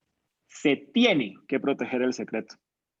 Se tiene que proteger. O sea, no es que a través de la maquila voy a protegerlo, no. Cuando yo hago un negocio de maquila y tengo un secreto, yo, si soy quien está contratando la maquila, tengo que sentarme con el maquilador, porque al maquilador le voy a entregar mi secreto. Pero por el hecho de que se lo comparta al maquilador no necesariamente quiere decir que esté en el dominio público, pero tengo que tomar una medida jurídica necesaria ahí. Y es que en el contrato de maquila debo tener unas cláusulas bien estrictas en el tema de va a dejar de ser secreto para usted maquilador, porque usted como maquilador tiene que saber llegar a mi secreto, porque si no, no puede realizar la labor que le estoy contratando o encargando. Pero entonces en el contrato de maquila debo tener muchísimo cuidado, porque si bien le voy a compartir el secreto, el maquilador tiene que comprometerse a conservar el secreto y a realizar todas las medidas que se encuentren a su alcance para que esa información se mantenga en secreto. Si yo no dejo eso establecido en el contrato, el maquilador tendría la libertad de ir con la competencia y maquilarle la competencia con el conocimiento que adquirió de su empresa. Entonces, en una maquila, obligatoriamente, el punto clave de negociación es este. Bueno, no el punto clave, pero sí uno de los puntos claves de negociación es cómo va a ser el manejo de la información. Y aquí cobra vital importancia un documento que ustedes de una u otra forma han estado familiarizados, que son los acuerdos de confidencialidad. Y un acuerdo de confidencialidad puede ser o bien un saludo a la bandera o un instrumento jurídico. Todo. ¿De qué depende? De que efectivamente yo materialice el acuerdo de confidencialidad. Es decir, yo suscribo un acuerdo de confidencialidad con ustedes, yo les comparto una información que es confidencial, porque pues si les voy a compartir algo que no tendría ningún sentido, pero digamos que sí, efectivamente es confidencial, es un secreto que digas para más. Lo estoy asociar conmigo o no, si vamos a hacer negocios o no. Yo me puedo encerrar totalmente y la ley me protege, pero si me encierro totalmente, pues no voy a hacer negocios. Entonces, ¿cómo juego de qué divulgo, hasta dónde divulgo y cómo divulgo? Esa es la clave de este juego. Doctora Patricia, ¿hay alguna otra inquietud? Le comento que sí hay una inquietud, pero no sé si es ya para el final, porque nos pasamos cuando fue el tiempo de hacerla. Es sobre marcas y logos. ¿Será que la dejamos para el final una vez que usted ya termine esta nueva parte? Listo, si quieren la retomamos cuando veamos qué fue lo que pasó con Crocs versus Evacol. Bueno, perfecto, gracias. Hasta allí, no sé si alguien esté frente a de, bueno, ¿por dónde me voy? ¿O qué implicaciones tiene lo uno como lo otro?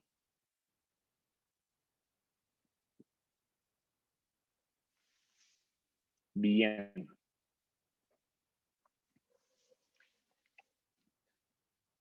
Si yo voy a hacer negocios a partir de desarrollos tecnológicos o a partir de resultados, bien sea que los tenga protegidos por derechos de propiedad intelectual, es decir, los divulgué para obtener la protección, o los tenga protegidos por el secreto,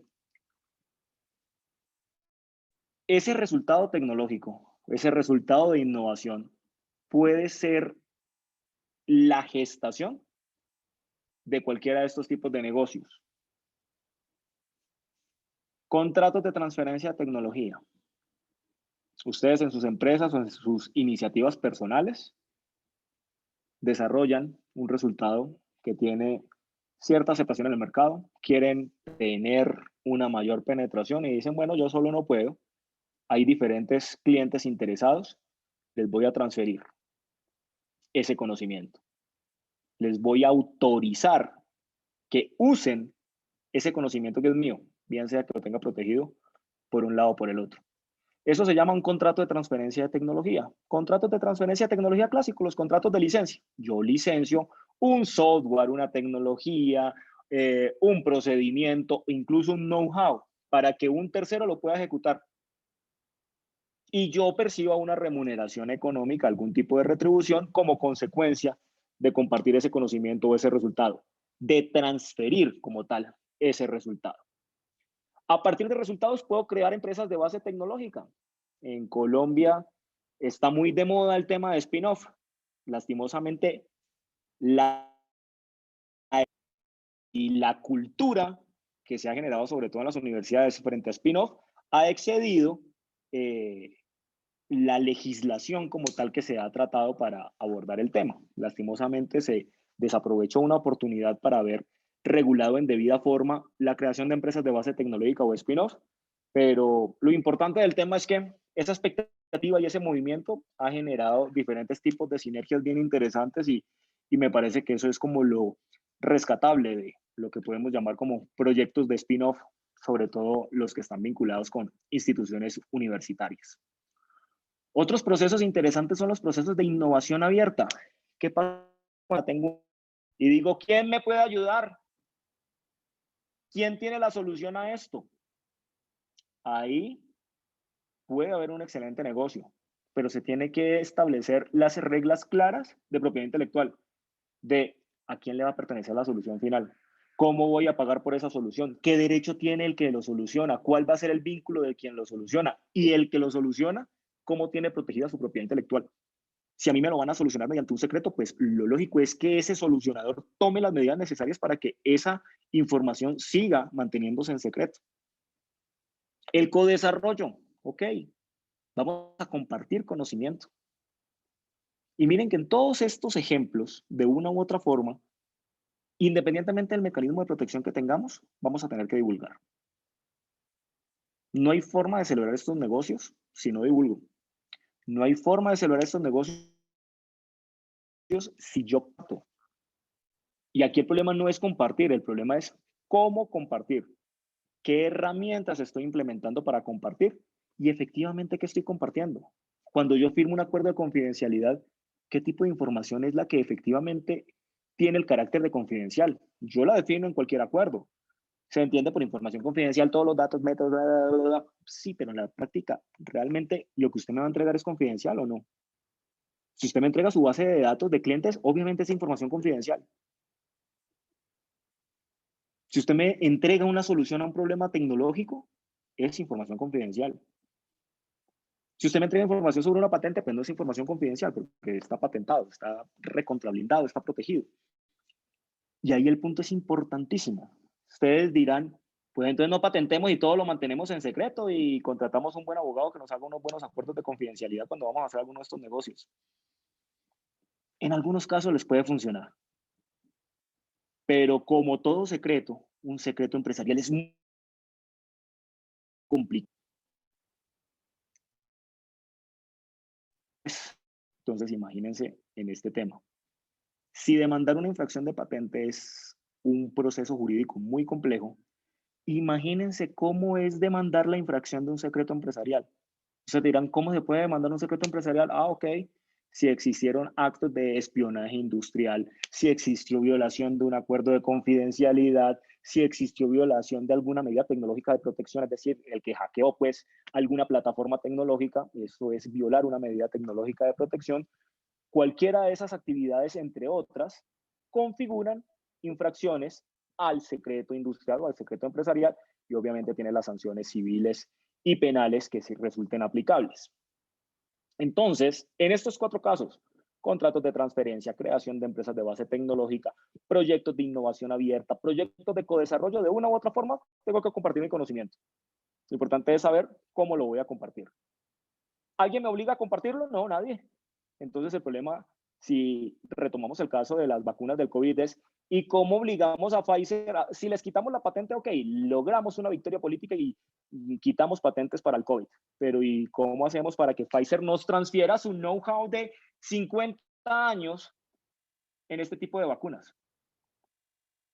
Toda esa tecnología de DNA recombinante que ha trabajado Pfizer, alguien dirá, eso se conoce desde los 70, sí, pero no de la forma como lo conoce Pfizer o no como la forma como lo ha trabajado Johnson & Johnson. Ese know-how particular que pertenece a cada empresa, ¿cómo los obligamos a que lo transfieran?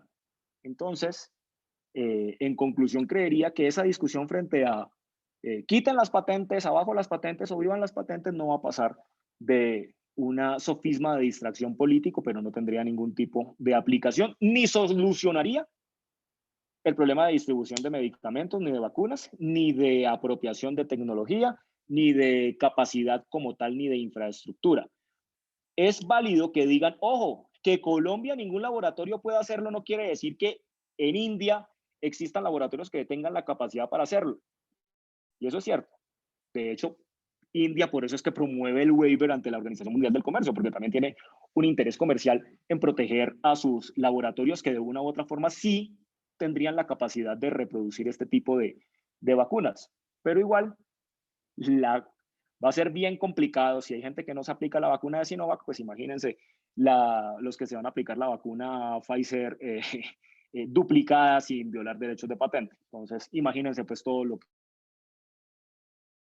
eso puede. Les decía, es posible que todo este panorama de COVID genere un nuevo orden de derechos de propiedad intelectual. Y así como existe esa discusión de abajo las patentes, waiver, no mentiras que sí sirven, no mentiras que no sirven, también se han desarrollado iniciativas muy interesantes, iniciativas de cooperación, donde aquí la discusión no es esto es revelar y estas son mis patentes y el que me las duele. Porque cuando le venga el desarrollo, ay, ¿Qué dice Javier? ¿A quién le va a vender un desarrollo? No va a aguantar los dolores de cabeza. Cuando uno está bien alimentadito, uno come a tiempo, cuando uno se levanta temprano. Pensé que estaba hablando del desarrollo. Oh, qué pena, Felipe. Lo que pasa es que la persona que nos apoya en esto, no sé qué le ha pasado hoy. Okay. Disculpe, siga adelante. No hay problema. Pero miren que estas iniciativas de cooperación, a diferencia de restringir el acceso al conocimiento, es a compartirlo. Y esto ha ocurrido en diferentes entes universitarios como MIT, Stanford, o sea, de gran reconocimiento, donde se han generado los denominados patent pools, o sea, son iniciativas en las cuales se comparten diferentes tipos de patentes y desarrollos tecnológicos, de manera que los usuarios no se tengan que preocupar de decir, si tengo la licencia de la Universidad de Harvard, entonces espero no violar la licencia o algún derecho de Medtronic, sino que hagan de cuenta una especie de SAICO y ASIMPRO, es decir, como cuando se pagan derechos de autor en un establecimiento de comercio y pues, pago derechos de autor y pongo la música que quiera, que me permite pues como tal el repertorio de SAICO y ASIMPRO, que es variado. Aquí pasa lo mismo. Acá se van a dar iniciativas en las cuales yo no voy a tener que hacer un negocio con universidad por universidad o con empresa, sino que pago una licencia global y en la cual voy a tener acceso a diferentes tipos de resultados. Digamos que esta es una iniciativa que en la Universidad del Valle hemos intentado iniciar su estructuración y esperamos tener éxito porque considero que si bien los derechos de propiedad intelectual van a seguir rigiéndonos tal y como conocemos, sí necesitamos unas alternativas que de una u otra forma generen el equilibrio que tanto deseamos para que estos derechos realmente sean efectivos. No sé si tengan alguna inquietud o algún comentario.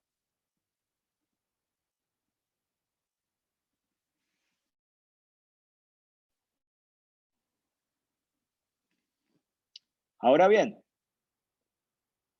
para materializar esos negocios necesitamos diferentes tipos de contratos y contratos relacionados con transferencia de tecnología, transferencia de derechos de propiedad intelectual. Entre los más comunes, los contratos de licencia, los conocemos. Cuando ustedes adquieren una licencia de Office, saben que tienen o están limitados a unos términos y condiciones, donde no van a tener acceso a la propiedad intelectual como tal del código fuente, simplemente van a tener una autorización de uso de ciertos elementos. Un contrato importantísimo es el de franquicia.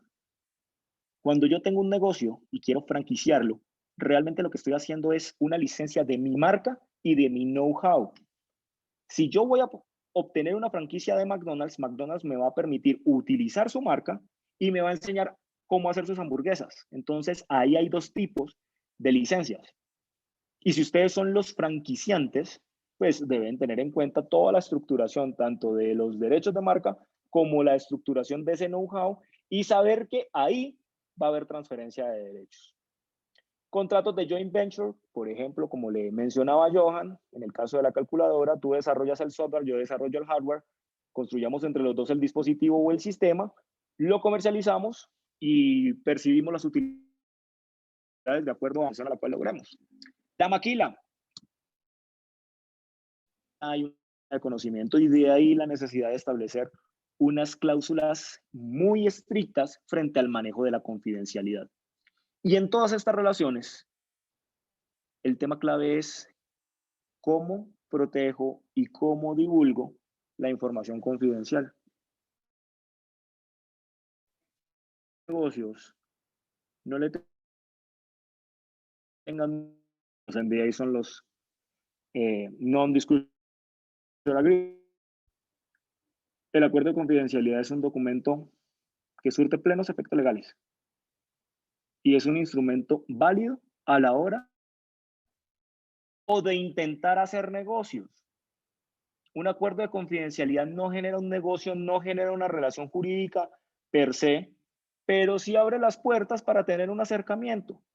Y eso es lo que de una u otra forma legalmente me va a permitir acercarme y en cierta medida divulgar mi conocimiento con una finalidad.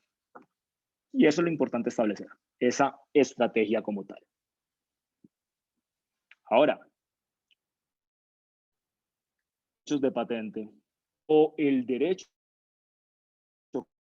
existen otros mecanismos y otras herramientas de protección de derechos de propiedad industrial. En este caso, por ejemplo, hemos ido por una marca, la marca es Frisbee, la marca madre, por así decirlo. Hay otra marca que es Free Snacks, un segundo derecho marcario, pero hay un producto que tiene una protección, la cual se denomina diseño industrial. Frisbee tiene protegido este producto en Colombia a través de esa figura. No es una patente como tal. La patente requiere como tal una novedad de manera que resuelva un problema técnico. Este caso, no hay como tal la resolución de un problema técnico per se, pero sí hay un nuevo desarrollo que Frisbee en su momento optó por proteger bajo la figura de diseño industrial. Los diseños industriales, que es muy común decir, esto es un diseño industrial, tienen protegido el diseño industrial, tienen una particularidad especial, y es que solo protegen la apariencia externa del producto. Es decir, si yo tengo este mismo tipo de iniciativa de Frisbee, de combinar en un mismo recipiente papitas, gaseosa y snacks de pollo, si mi diseño es diferente, no estoy vulnerando ningún derecho de propiedad intelectual de Frisbee. Entonces, ante un derecho tan incipiente, si estoy solamente protegiendo la apariencia externa del producto, entonces ahí sí, le cambio una pestañita y ya tengo otra cosa y no estoy violando el derecho, que en principio puede ser verdad cuando hablamos de diseños industriales. La legislación de propiedad intelectual ha tenido otro tipo de iniciativas. Ustedes dirán, ok, pero entonces, ¿qué hacemos con la botella de Coca-Cola? Es mundialmente famoso el diseño. Pues bien, como ese diseño industrial puede quedarse tan corto, y ojo, es un derecho que en este momento existe, se concede por 10 años, a los 10 años entra al dominio público, pero un caso como el de la botella de Coca-Cola, imagínense que hubiera entrado al dominio público después de 10 años y cualquier empresa de gaseosas o de bebidas a nivel mundial pudiera reproducir la botella. Hubiera sido, pues, obviamente un error legal lamentable. Pues bien, existe la figura de lo que se denominan las marcas tridimensionales. E insisto tanto en este tema por la importancia y relevancia que pueden tener las marcas. Aquí no solamente se le debe dar una relevancia especial a un derecho específico, en este caso los derechos de patente, sino también a los derechos que confieren los signos distintivos, en especial las marcas, cualquier tipo de marca. Ustedes pueden registrar como marca cualquier signo que sea susceptible de aprehensión por los sentidos.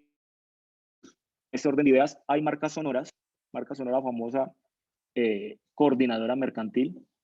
Marcas olfativas, en Colombia no se han registrado ninguna, pues por la complejidad de llevar a la Superintendencia de Industria y Comercio un olor particular y decir, Superintendencia, vea, este olor es una marca olfativa.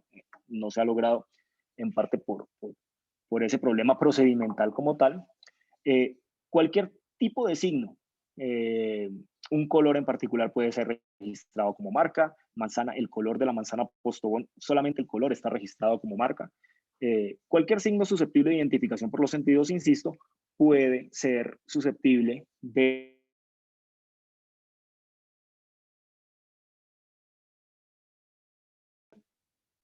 una condición particular y es el reconocimiento del consumidor.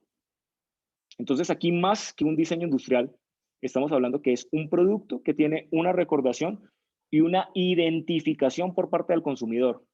Así quitáramos la denominación Coca-Cola de estas botellas, si cualquiera de nosotros ve esta botella, la va a asociar y la va a identificar con Coca-Cola. Y eso es lo que se denomina una marca tridimensional. A diferencia de un diseño industrial, la marca tridimensional se renueva cada 10 años como cualquier marca, o sea, puede ser un derecho eterno. Y eso nos lleva al caso de Crocs versus Evacol. Les decía que más importante que el derecho de propiedad intelectual es la estrategia de propiedad intelectual, y lo he reiterado en toda esta charla. Pues bien, Crocs no tuvo una patente sobre el zapato. ¿Pudo haberla tenido? Sí, el zapato es novedoso, puede alegarse alguna altura inventiva, tiene una aplicación industrial. De hecho, en Estados Unidos tienen varias patentes sobre sus zapatos. En Colombia nunca hicieron vigente el derecho de patente. Entonces, en principio, cualquier persona podría tener la libertad de producir este zapato, ya que no estaba patentado. Pero Crocs hizo uso de un derecho no de patentes, sino un derecho marcario. Es decir, apeló a la marca tridimensional y registró la marca tridimensional sobre este modelo de zapato particular. Evacol, empresa colombiana, desarrolló un producto que en criterio de la Superintendencia de Industria y Comercio configuraba no una violación a derecho de patente, no una violación a diseño industrial, y en esto soy claro porque es que ni patente ni diseño industrial había, pero sí violó una marca tridimensional.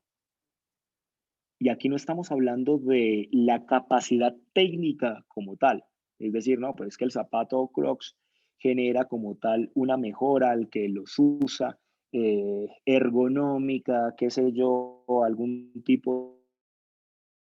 No, nada de eso fue la discusión. La discusión es, ¿son confundibles o no son confundibles? ¿Son similares o no son similares a efecto marcario? No a efecto de la aplicación técnica, no a efecto de cuántos elementos pueda tener de diferencia técnica, no frente al usuario. El alegato de Evacol es un momento, nuestro público es muy diferente al público de Crocs, nadie nos compra a nosotros pensando que es Crocs, son una empresa colombiana de empleo que paga impuestos en Colombia, deberían apoyar el talento nacional, una empresa en Colombia para hacer empresa y nosotros lo hemos hecho, pagamos impuestos, generamos empleo y generamos un producto muchísimo más económico y ese es nuestro diferenciador. Como existe BMW y Renault, hay hay unas diferencias enormes. Económico, político y social. Hubo senadores que apoyaron a Evacol, algunos muy famosos, donde apoyaban que Evacol generara como tal empleo, que pagara impuestos en Colombia y, ojo, los derechos de propiedad intelectual soberano. Cada estado es soberano en conceder. Un estado es soberano en ese sentido. Y bajo ese principio de soberanía, en su momento se argumentó a la Superintendencia de Industria y Comercio que debían negar la pretensión de Crocs en el sentido de, ok, de acuerdo a su soberanía, privilegia la industria nacional frente a la extranjera. Y además estamos hablando de un producto que a toda luz del que ofrece Crocs. Por su parte, Crocs tuvo una postura jurídica muy sólida en el sentido de decir, puede que todo lo que ustedes digan es cierto, pero ustedes me están violando una marca. No indebido de algo que lo tengo protegido como marca tridimensional. La tendencia falla a favor de Crocs. Considera que Evacol, en este caso particular, violó el derecho marcario de Crocs, de su marca tridimensional de este modelo que aparece en la diapositiva. No condena, pues no emite una condena relevante pecuniaria a Evacol, fue de 75 millones, pero obliga a Evacol a retirar del mercado pues, que manejan este diseño. Y realmente hay el peso grande como tal de esta condena fue la realidad del derecho marcario, marca tridimensional. Y estuvo en juego titularidad de derechos, estuvo en juego primacía como tal de derechos, que prima más, el derecho de propiedad intelectual o el derecho al trabajo de todas las personas que están empleadas a Evacol, el derecho a la libre industria, el derecho pues como tal al desarrollo nacional. Este fue el panorama y esta fue la realidad del caso. Duda o inquietud tengan al respecto. Felipe, tengo una pregunta. Así como las patentes se tienen que solicitar en cada país, este diseño, este trademark, pues es igual en cada país. O sea que Crocs lo tenía registrado en Colombia, su diseño industrial. Sí, no. La marca nacional, sí. Acá Crocs gana el caso por una marca tridimensional y obviamente la tenía que tener registrada en Colombia. Si no estaba registrada en Colombia, no hubiera podido prosperar como tal. El derecho es registral, o sea, el registro es realmente lo que opera. Ajá. Ocurrió con Bimbo. Acá, antes de que entrara Bimbo al país, estaba la marca Bimbo registrada y con el osito, pues también para panes, y los mexicanos tuvieron negocio. Ha cambiado mucho en los últimos años porque pues ya ese tipo de registros que se hacen esta marca Colombia, voy y registro la marca y me adelanto, y cuando esta gente llegue, entonces que vengan a negociar conmigo, digamos que ya no es oficial, están conectadas y van a negar un registro que se intente bajo esa perspectiva, como también hay casos de Corte Inglés de España, y aquí en Colombia existieron hace unos 20 años unas peluquerías que utilizaban el mismo logo. El Corte Inglés perdió totalmente esa pelea porque pues no podían aducir que identificación en Colombia de su tienda por departamentos con las peluquerías El Corte Inglés. Entonces, ¿a qué voy? Siempre el tema es, hay que registrar, solicitar patentes en mercados donde efectivamente se vaya a realizar alguna operación comercial o se tenga alguna expectativa real, costoso. Ustedes pueden tener un gran invento y van a decir en todo el mundo, y puede que en principio sea cierto y tenga algún impacto. El tema es que van a necesitar un músculo financiero muy importante y hacer un estudio de mercado donde en qué países efectivamente es estratégico patentar o en qué países es efectivamente estratégico solicitar patentes. De ahí que en Colombia no somos un país relevante a nivel mundial en términos de economía. El 96% de las patentes no se hacen efectivas en Colombia. No se presenta más del 96% de las solicitudes de patente a nivel mundial. A Colombia no entran. porque no somos un país relevante a nivel mundial, pero eso también nos generaría a nosotros una capacidad de competencia de decir, ok, tenemos un universo de conocimiento que está a nuestro alcance, que se encuentra para el territorio de la República de Colombia en el dominio público. Oportunidades. Todas. Felipe, la pregunta que habían hecho al respecto, claro que creo que es muy amplia, pero de todos modos se la dejo. Las marcas y logos. Que sean susceptibles de apreciación por los sentidos y que tengan distintividad, es decir, que esa aprehensión por los sentidos, visual, sonora, olfativa, gráfica, tenga esa distintividad. No se pueden registrar como marcas los signos que no sean distintivos, es decir, un signo genérico no se puede registrar como marca. La marca jabón para jabones es algo genérico. No se pueden registrar las marcas descriptivas, a no ser que generen esa recordación en el mercado. Por ejemplo, Crepes and Waffles. Crepes and Waffles es una marca supremamente genérica, pero tiene tal nivel de recordación, tal nivel de distintividad en el mercado que es una marca protegida. O que tenga ese nivel de distintividad a pesar de ser descriptiva. Margarina La Fina. Pues sí, pero tiene esa distintividad en el mercado. Entonces, el criterio indispensable para que una marca sea registrada, los logos son marcas como tal, es ese, la distintividad.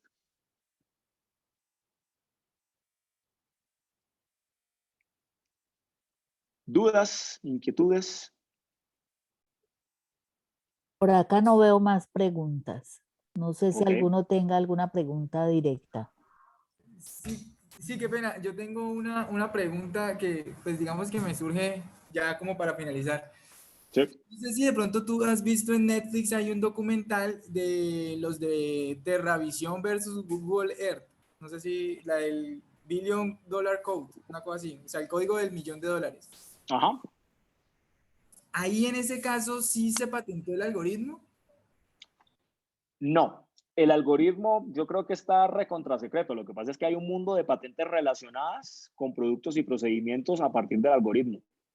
Ahí hay una maraña de patentes que no te alcanzas a imaginar. O sea, siempre en estos casos, o cuando Google pelea, bueno, con Google vive peleando, Samsung contra Apple, o cualquier disputa grande tecnológica, no se trata de una patente, se trata de 500 patentes de lado y lado. O sea, es un tema que desde el 98 un grupo de investigación en Harvard denominó la de los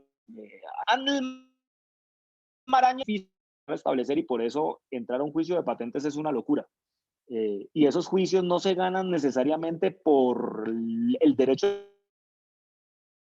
de propiedad, eso jurídico, tenga una capacidad económica para soportar ese tipo de procesos. Pero ahí, Johan, realmente yo creo que esos algoritmos están recontra secretos, pero hay un mundo de patentes relacionadas con los algoritmos. Pero el código fuente como tal, eso no divulgado. Listo, Felipe, gracias. Luz Mari Cortés. Gracias, buenas noches. Doctor, no sé si hay diferencia entre acuerdos de cooperación y si entre ellas la propiedad intelectual también maneja sus diferencias allí con respecto a estos dos aspectos. Miren, Mari, es que está desarrollado. O sea, muchas veces no importa el título que tú lees al documento. Acuerdo, como quieras decirle. Lo que es importante es cómo las dos. Los compromisos, el caso tuyo, la pregunta es, tienes que tener una regulación de propiedad intelectual independientemente del nombre que le vas a dar al documento. ¿Es el titular qué derecho está generando? Es decir, si en virtud de ese convenio o ese acuerdo de cooperación o acuerdo de colaboración, como quieras llamarlo, tú vas, titular de propiedad intelectual, a permitirle a la otra parte. ¿Hasta dónde se lo vas a permitir? mercado en qué, cuál sería el propósito, cuál va a ser el tiempo y qué pasa después de. Ese es lo clave que se tiene que regular en estos documentos. Pero en la nominación que le des al instrumento como tal, no te va a dar la solución solamente por eso. Digamos que hay factores comunes, es decir, cuando estamos hablando de un convenio es porque entre los dos nos ponemos de acuerdo para obtener un resultado concreto. Si estamos en un contrato es que hay una relación en la cual hay una retribución. Yo te doy algo a ti y tú me das algo a cambio. Digamos que son principios generales del marco, pues, de este tipo de instrumentos jurídicos, de este tipo de acuerdos. Igual un contrato como tal es un acuerdo. Entonces, más allá del título que le des, lo importante es cómo el actual, información confidencial y los demás elementos tener a partir de. Muchas gracias.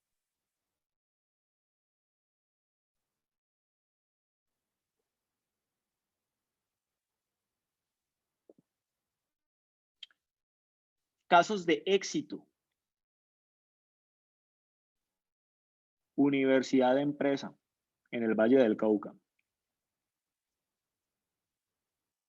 El profesor Raúl Cuervo, Facultad de Ingeniería Agroindustrial, Universidad de San Buenaventura, Cali, desarrolló un bioinsecticida para el control de la hormiga arriera. Bueno, ha desarrollado varios bioinsecticidas. Gracias a la investigación del profesor Cuervo, se logró obtener un bioinsecticida que controla eficazmente esta plaga conocida como la hormiga arriera sin generar daño ambiental, sin generar como tal la degradación de productos químicos. Y esta tecnología fue objeto como tal de transferencia internacional, es decir, un negocio de biotecnología internacional generada en el Valle del Cauca, generada por la Universidad de San Buenaventura, biotecnología, negocio real. Existió como tal esa transferencia, esa exportación tecnológica de un desarrollo 100%. Caso de éxito, Universidad del Valle, en el cual la policlorados, los PCBs, que son aceites altamente contaminantes, residuos de los diferentes transformadores de energía, a través de una tecnología revolucionaria del profesor Gustavo Bolaños de la Escuela de Ingeniería Química de la Universidad de Glasgow, una tecnología que permite el tratamiento efectivo sin consecuencias ambientales de este tipo de residuos altamente peligrosos. Esto generó una relación de colaboración entre la Universidad del Valle y una empresa de energía importantísima del sector, donde se generó un laboratorio, donde se generaron nuevos proyectos de investigación. Entonces aquí vemos cómo a partir de diferentes desarrollos tecnológicos se pueden generar, bien sea contratos de transferencia, colaboración, bien sea financiación de nuevos proyectos de investigación.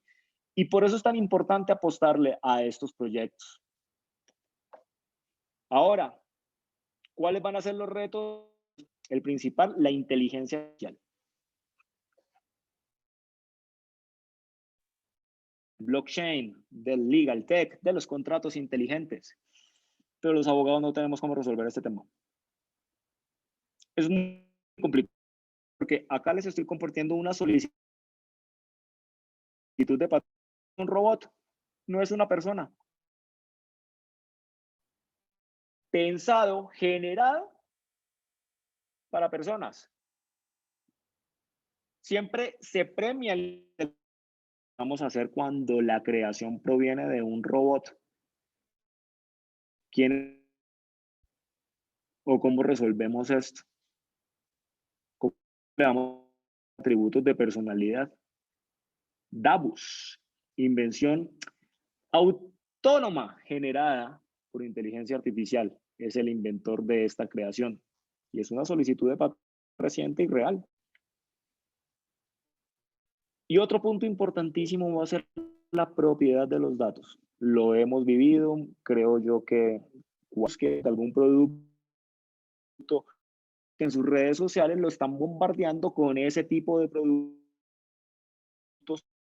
o servicios que de una u otra forma buscó. Yuval Noah Harari, el gran escritor israelí, de los bestsellers de Animales Sabios, 21 lecciones para el siglo XXI. Entonces, además de los derechos de propiedad intelectual y además de las complejidades propias de los derechos de propiedad intelectual, vamos a tener una complejidad muy grande con los desarrollos a partir de inteligencia artificial y con la propiedad de los datos, porque se están tomando es decir, con inteligencia artificial y datos, ustedes no van a necesitar junta directiva en sus empresas, van a tener decisiones autónomas. Se van a tomar decisiones autónomas en la celebración de contratos, se van a tomar decisiones autónomas en temas de defensa nacional, en temas políticos, las elecciones en Estados Unidos, el Brexit, de una u otra forma, han estado permeadas por el manejo de los datos y de los algoritmos relacionados. Entonces van a decir, pues sí, los datos son míos. No, los datos no son suyos. Los datos van a ser de quien tenga la propiedad de los algoritmos que manejen sus datos. ¿Y cómo regularíamos entonces esos algoritmos? ¿Cómo vamos a regular esa propiedad? Pues bien, esas digamos que son los grandes retos que los vamos a resolver y no sé si podamos resolverlos desde un punto de vista legal, solo si se quiere, pero vamos a tener esta complejidad. No sé si tengan alguna inquietud adicional o comentario. Les agradezco muchísimo y espero que esta charla, sea cual sea la situación que estén atravesando en sus empresas, en sus vidas, tengan en cuenta siempre la necesidad de estructurar de una u otra forma estrategias de propiedad intelectual. No, Felipe, muchísimas gracias. Siempre vienen a escuchar sus presentaciones. De verdad le digo Gracias. que siempre toda la información que se recibe, ¿no? Muchas gracias. Gracias, doctora. Y espero pues que Todos. Bueno, y a los participantes les comento, ya ustedes en este momento están recibiendo unos correos de parte de IQ. En estos correos se ve la revisión que se ha hecho de los retos que han enviado. Algunos necesitan alguna información o algo, y ahí en el correo les solicitan donde dice no tiene el nombre del reto, o si dice sí, está bien. Entonces, por favor, a pedirles de que puedan también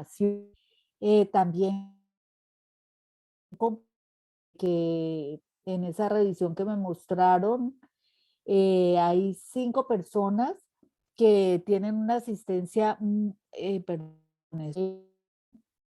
que han asistido muy bien, pero no han enviado reto. Y hay otras personas, ya no me acuerdo cuántas son, que tienen los retos y todo, pero no han asistido. No sé si es que enviaron los retos, pero no han asistido o no han llenado su asistencia. Entonces, por información que se les está mandando, ya hoy se le mandó vamos a tratar de, a más tardar antes de que acabe esta semana, ya será mañana o pasado mañana, enviar la asistencia que tenemos para ver si alguno de ustedes ha dejado por alto, ha pasado y no ha completado su asistencia. Pero la idea es pues que se vayan poniendo al día los retos, lo que tengan pendiente, ¿no? En todo caso, mucho gusto y acuérdense que ya será hasta la próxima semana. No es el 11. Hoy estamos a 4 más 7, 11.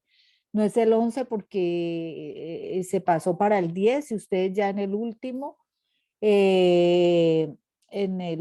programa que tienen se había hecho ya ese ajuste para el miércoles 10 de 6. Interesante también, es sobre la confianza que se debe tener en las relaciones, en la formación de redes y todo. Es bien interesante. Espero cumplidos y cualquier cosa pues está ¿no? Una vez más, muchas gracias al doctor Felipe. Muy buenas noches. Hasta luego, gracias, que estén bien.